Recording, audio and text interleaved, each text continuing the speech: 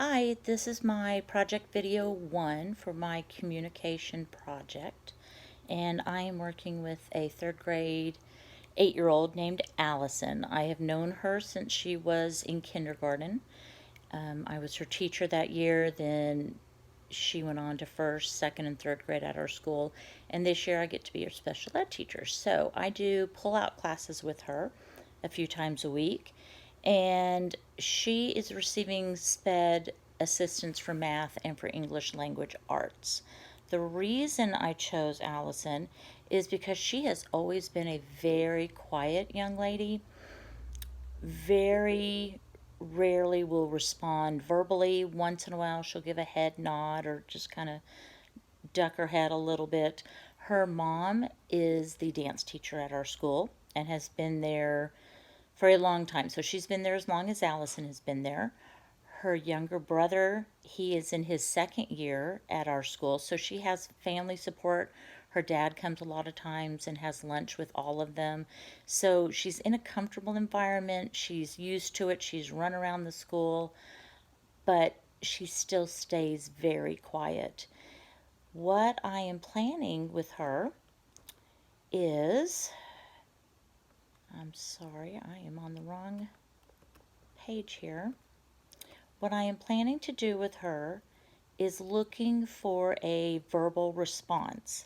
So the operational definition of the behavior is Allison will verbally respond 8 out of 10 times when asked a question. And the way I'm going to be working with her is the pivotal response training from Affirm. And I think one of the really key elements for her is under number 2, it says use, pause 5 to 10 seconds. I know that doesn't sound like very long, but in a classroom, that can be an eternity.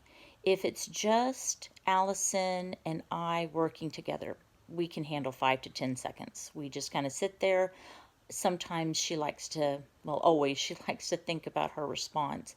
So I think that might help her if I wait. But in the classroom, the teacher will rarely give that much wait time, and students, if someone doesn't answer within 1 or 2 seconds, someone's going to be yelling out the answer even if they were told to raise their hand. So I think that's going to be quite a challenge in even a small group setting instead of just one-on-one with her. So the data collection, again, I'm using the Affirm paperwork. There are a few different forms that I am using.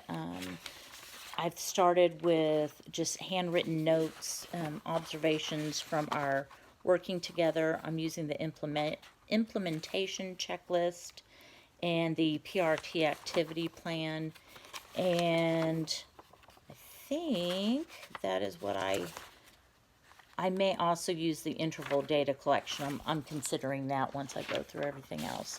So the social relevance is for her to feel more a part of class, to feel like her opinions are heard, her questions are heard, and I just want her to feel like she's valued in her classroom, and I want her to have those connections with her teachers and her peers. I don't want any kind of social anxiety being a cause for her to not feel comfortable and happy in class.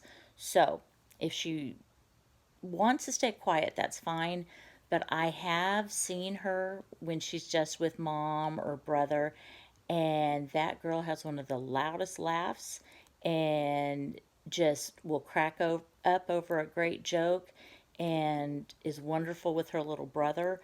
So I just want her to feel like she can be comfortable in all settings, not just when she's surrounded by family members. So that's Miss Allison, and then I'll also be submitting video 2 where you get to meet her. Thanks.